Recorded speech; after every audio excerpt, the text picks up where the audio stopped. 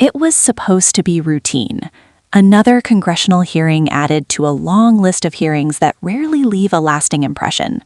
The kind of day where prepared statements dominate the room, cameras quietly record for the archive, and everyone involved already knows their role. Questions are asked, answers are shaped carefully. Time passes, then it ends. Most people expected exactly that. But something changed before a single word even landed. When Jasmine Crockett leaned forward, the atmosphere in the room shifted. Not in a dramatic, attention-grabbing way. There was no raised voice, no interruption, no performative gesture. Instead, it was subtle, almost quiet. The kind of shift you only notice when you're paying close attention. The air felt heavier. Focus sharpened. This wasn't going to be another forgettable exchange. Across from her sat James Comer, settled comfortably into his role. He had experience, authority, familiarity with the rhythm of hearings like this.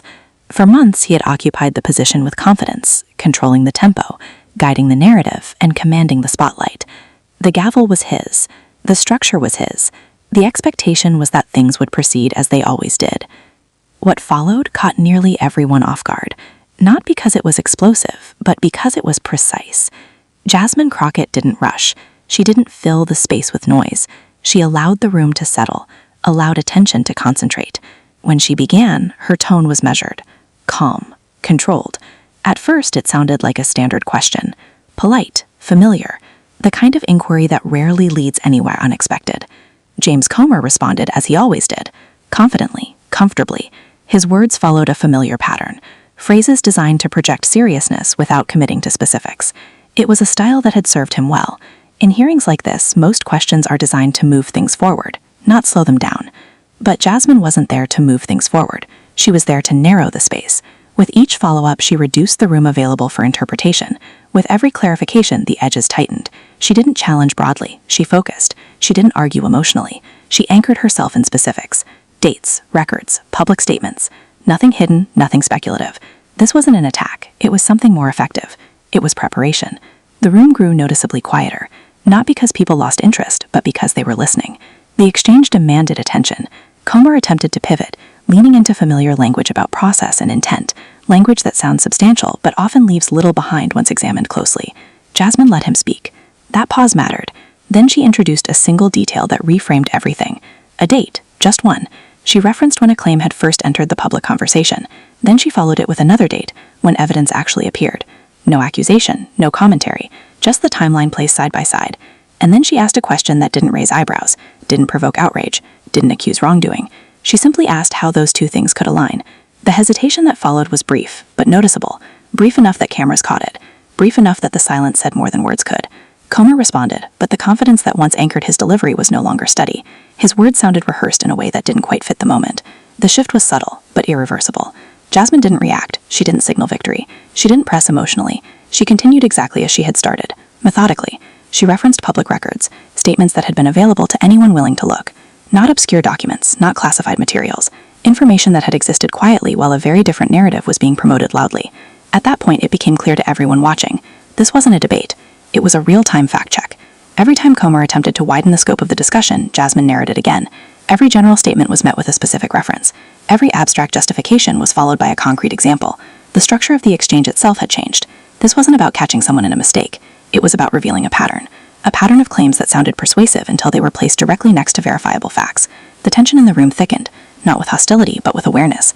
Even those not aligned with either side leaned in. This wasn't political theater anymore. It was something more uncomfortable, accountability unfolding without theatrics. Then Jasmine asked another question, one that shifted the tone entirely. She asked why certain facts were absent when the story was presented publicly, why key details were consistently missing from press statements and interviews, why conclusions seemed to travel faster than verification. She didn't accuse anyone of dishonesty. She didn't need to. The implication existed on its own. Comer responded by speaking longer. His explanations became more layered, more defensive. He repeated points already addressed. The more he spoke, the clearer it became that the ground beneath the narrative was unstable. What made the moment resonate wasn't aggression. It was restraint. Jasmine Crockett remained steady. Her tone didn't change. Her posture didn't shift. She wasn't there to score points. She was there to expose gaps that couldn't be filled with rhetoric. And viewers noticed, because this exchange didn't rely on volume or outrage. It relied on patience, on timing, on preparation. It relied on allowing facts to sit in the open long enough for everyone to see them. As the first phase of the exchange came to a close, something fundamental had changed. The hearing was no longer following its expected script. The authority in the room was no longer defined by the gavel or the seating arrangement. It was being reshaped by precision, and the most significant moment hadn't even arrived yet, because Jasmine Crockett was about to introduce a contradiction, one that didn't come from an outside source, or an opposing narrative, or a partisan critique. It came from James Comer's own words, and once that happened, there would be no room left to maneuver. The tension in the room had shifted completely. What had begun as a routine hearing now felt like a carefully orchestrated test of accountability. James Comer, who had once occupied the room with unwavering confidence, now seemed to navigate a terrain far more delicate than anticipated. Every answer he gave was measured, cautious, and increasingly reactive. The audience could feel it, whether they were present in the hearing room or watching from home, the shift from control to exposure. Jasmine Crockett, meanwhile, remained composed. Her approach was deliberate, methodical, and unyielding, yet calm. She didn't shout, she didn't gesture wildly, she didn't attempt to entertain the cameras. Instead, she allowed each point, each date, each fact to land with clarity and weight. Her questions acted less like inquiries and more like carefully positioned mirrors, reflecting contradictions and inconsistencies back onto Comer's narrative. It started with something subtle, a timeline mismatch, a statement he had made weeks prior that conflicted with his current explanation. Crockett presented the evidence with quiet precision. She read his own words back to him verbatim, letting the contrast speak for itself. And in that pause, the room collectively recognized something fundamental. This wasn't a debate about party lines or talking points. It was a confrontation between words and reality. Comer tried to regain control. He leaned on familiar defense mechanisms, appeals to process, references to ongoing investigations, assurances about thoroughness and intent. The phrases were polished, rehearsed, meant to reassure observers that authority remained intact. But Crockett's questions didn't allow the comfort of generalities. She didn't need to shout. She didn't need drama. Her calm, pointed scrutiny was enough to dismantle the illusion of certainty he had carefully cultivated. Then came the next layer, connections. Crockett began linking individual discrepancies to broader patterns. She asked why certain investigations consistently prioritized high-profile claims over issues with immediate public impact, why some facts were emphasized, while others, equally relevant, were quietly ignored. Each inquiry didn't just challenge Comer's statements, it challenged the system itself. It exposed a subtle, almost invisible hierarchy of attention, revealing decisions that shaped public perception more than outcomes. Her questions were surgical. They forced Comer to explain choices he had never publicly justified. Each response he gave became narrower, more cautious, more revealing. The audience saw the unfolding dynamic. Crockett was not simply asking questions. She was meticulously deconstructing a narrative that had been built on selective emphasis, on partial truths, and on strategic timing. As the segment progressed, the room seemed to shrink. The walls of the hearing chamber were no longer merely structural. They became symbolic. Every word Comer spoke was measured against public records. Every justification was weighed against prior statements, against timelines, against evidence that existed in the open, quietly waiting to be referenced. Crockett's calm persistence created an environment in which evasions were impossible, half-truths were immediately apparent, and accountability was unavoidable. She introduced a new element, context. Not abstract policy context, not political positioning, but tangible context that illuminated consequences. She asked pointedly why certain public statements had preceded verification, why conclusions had been drawn in the media before the supporting evidence was fully available. She highlighted the gap between narrative and reality, making it impossible for any observer to dismiss the mismatch as a simple misunderstanding. The tension became almost palpable. Comer's usual rhetorical agility faltered under the weight of specificity. Where he might once have deflected, he now paused. Where he might have projected authority, uncertainty seeped in. Crockett didn't amplify the discomfort. She simply allowed the facts to exist. That restraint, paradoxically, made the exposure far more compelling. The audience didn't need drama. They could see the unraveling, quiet and methodical as it unfolded in real time. Then came the most strategic maneuver of all, the implications. Crockett didn't stop at identifying contradictions or gaps. She asked about consequences. She asked about trust. She asked who bore responsibility when the public narrative was built on partial truths or accelerated conclusions. And in doing so, she reframed the discussion. It was no longer just about a single claim, a single hearing, or a single official. It was about accountability at a systemic level, about the relationship between leadership, credibility, and public confidence. This wasn't mere rhetoric. It was a blueprint for transparency. She demonstrated, without exaggeration or hyperbole, how omissions, even those seemingly minor, shape public understanding. She revealed that accuracy isn't just an internal standard, it's a social contract. And when the contract is broken, the consequences ripple outward, affecting families, communities, and institutions alike. James Comer attempted to pivot again, referencing procedural responsibilities and external processes. But Crockett's follow-up questions kept the focus unflinchingly on accountability. Every diversion was met with a return to specifics. Every broad claim was met with precise evidence. She didn't allow the discussion to drift into abstraction or distraction. In essence, she forced the spotlight back onto the decisions, the actions, and the gaps that mattered most. By now, the room had fully transitioned from a standard hearing into a demonstration of disciplined inquiry. Every pause mattered. Every fact landed deliberately. Every question, every observation, was calibrated to create clarity from what had previously been obfuscated. The public watching could sense the shift. This was no longer about politics in the conventional sense. It was about the principles that govern information, oversight, and public trust. And then, in a quiet but unmistakable moment, Crockett asked a question that framed the stakes explicitly. She asked who benefits when narratives are constructed prematurely, when urgency eclipses accuracy, when public statements outpace verification. The silence that followed wasn't awkward. It was damning. Comer's attempts to respond were careful, constrained, and inevitably revealing.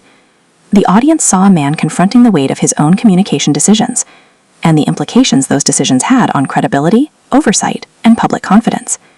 As the segment closed, the pattern had been firmly established. Crockett had methodically, calmly, and unmistakably demonstrated that leadership isn't merely about authority, titles, or speaking first. It's about precision, preparation, and responsibility. It's about creating an environment in which accountability is not optional, but unavoidable. And for the public, the lesson was clear. When facts are presented with clarity, when scrutiny is applied consistently, truth doesn't need dramatics. It needs structure, persistence, and deliberate exposure. By the end of this segment, viewers were left with one undeniable realization. This exchange would not fade from memory. It wasn't loud, it wasn't combative. It was relentless, precise, and undeniable. And as the cameras continued rolling, it became apparent that the narrative had shifted. Control no longer rested with the person in the chair or the gavel in hand. It rested with the facts, methodically, courageously, and in full view of the public. By the time segment 3 begins, the atmosphere in the hearing room had fully transformed. What was initially expected to be a routine congressional procedure had become a study in precision, accountability, and the subtle but undeniable power of facts. James Comer's posture had shifted. His once effortless confidence had softened under the scrutiny of methodical, evidence-driven questioning. Every phrase he delivered was measured, carefully filtered, and increasingly cautious. The tension was no longer about debate. It was about credibility, transparency, and accountability. Jasmine Crockett, however, remained the anchor in the storm. Her approach was calm yet unyielding, patient yet relentless. She did not need theatrics or volume to dominate the room. Every question was a tool, each pause a lever, each reference to documented evidence a spotlight on truth. She had already methodically revealed inconsistencies, timelines, and contradictions in Comer's own words. But the final act, the ultimate layer of scrutiny, was yet to unfold. Crockett began connecting the dots. The inconsistencies she had exposed were not isolated errors. They were indicative of a systemic pattern, one where urgency and narrative often outpaced verification and clarity. She asked pointedly about decision-making, about prioritization, about why certain facts were amplified while equally relevant details were buried or overlooked. She didn't raise her voice, she didn't scold, she simply let the logic of her questions do the work. The room felt smaller, more focused. Cameras recorded every nuanced expression, every measured pause, every subtle reaction. The shift was unmistakable. Control no longer belonged to Comer. It had shifted to the domain of accountability, where every assertion, every timeline, and every explanation was subject to immediate verification. This wasn't performance. This was truth, presented with deliberate clarity. Crockett's next series of questions addressed consequences, real-world impact. She emphasized that misinformation or premature narratives are not abstract problems. They have tangible consequences. They affect families, communities, and public trust. When statements are made with certainty that isn't fully earned, they echo far beyond the hearing room, shaping perception and influencing decisions before the facts are fully known. She framed her inquiries with precision, highlighting the ripple effect of incomplete or misleading communication. Comer attempted to redirect, referencing procedural frameworks, external agencies, and the ongoing nature of investigations. But Crockett was unrelenting. Every diversion was met with a return to specifics. Every general statement was countered with documented timelines, public records, and verifiable evidence. Her calm scrutiny acted like a lens, focusing the audience's attention and leaving no room for obfuscation or deflection. Then came the pivotal moment, a strategic crescendo in her line of questioning. Crockett drew attention to a statement Comer had made not months, not years, but recently. The contradiction was undeniable, and instead of framing it as a confrontation, she presented it factually, reading his own words aloud and comparing them to his current position. The silence that followed was deafening, not awkward, but revealing. For a split second, the gap between narrative and reality was undeniable to everyone in the room. What made this moment historic wasn't aggression or spectacle. It was discipline, preparation, and the courage to let truth speak for itself. Crockett demonstrated that power is not only about titles or authority, it's about responsibility, restraint, and precision. She reminded the room that credibility is fragile, public trust is earned, and leadership is measured by how decisions align with facts and evidence, not by how loudly assertions are made. The hearing shifted further as she introduced the theme of accountability at scale. It was no longer only about Comer's statements or actions. It was about the systems that allowed certain narratives to dominate while other truths were sidelined. She asked hard questions. Who decides which facts are highlighted? Who approves messaging? Who bears responsibility when public narratives diverge from reality? Each question was a careful probe into the integrity of both leadership and process. The impact was subtle yet profound. Comer's responses became shorter, more cautious, and less fluid. He attempted to maintain authority, but the weight of scrutiny made it clear that precision and preparation had taken the upper hand. She didn't need to raise her voice. The evidence and her methodical questioning carried all the force necessary to shift perception. The room, the cameras, and the public watching at home could feel the power of accountability in action. Then she asked the question that reframed everything. Who benefits when narratives are accelerated before verification? Who loses when urgency trumps accuracy? The room fell silent. There was no immediate answer because there was none that satisfied logic, integrity, and public expectation simultaneously. The question hung in the air like a mirror reflecting not only Comer's words, but also the broader consequences of selective communication. Crockett didn't stop there. She brought the focus to leadership itself, what it means to wield authority responsibly. She emphasized that transparency is not optional. Oversight is not a performance.